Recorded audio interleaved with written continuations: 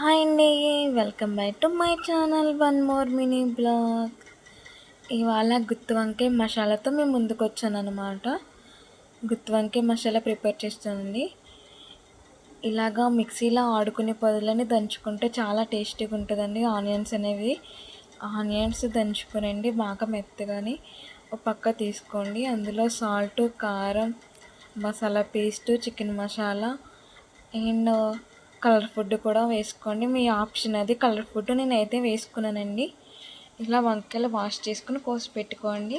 ఇలా మిక్స్ చేసి బాగాని వంకాయలకి పట్టించండి అన్నమాట. ఒకటొకటిని బాగా పట్టించాలండి వంకాయలకి అనేది.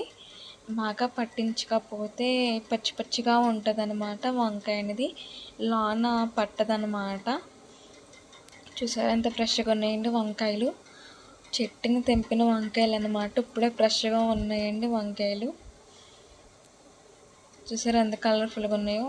ఇలా తాజా తాజా వంకాయలు గుత్తి వంకాయ మసాలా ప్రిపేర్ చేసుకుంటే చాలా టేస్టీగా ఉంటుంది అనమాట. అన్నట్లకి చేసుకొని పక్కన ఉంచుకోండి. స్టవ్ వెలిగించి ఆయిల్ పోసండి.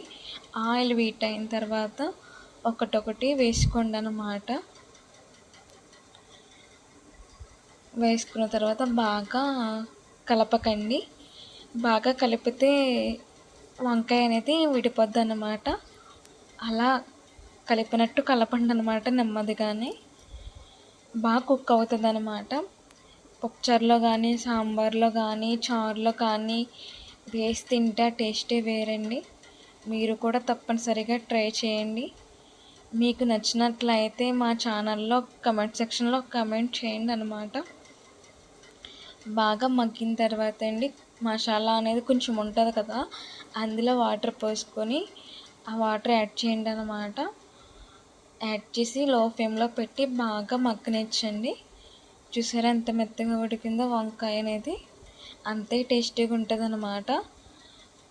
వేడి వేడి రైస్లో అండి గుత్తి వంకాయ and avakaya and mushroom curry వేసుకుని తింటే టేస్టే వేరండి. ఈరోజు మా కర్రీస్ వచ్చేసి ఇవన్నమాట. గుత్తి వంకాయ మసాలా, ఆవకాయ అండ్ మష్రూమ్ కర్రీ. మా ఛానల్ మీకు నచ్చినట్లయితే ప్లీజ్ సబ్స్క్రైబ్ మై ఛానల్ అండి.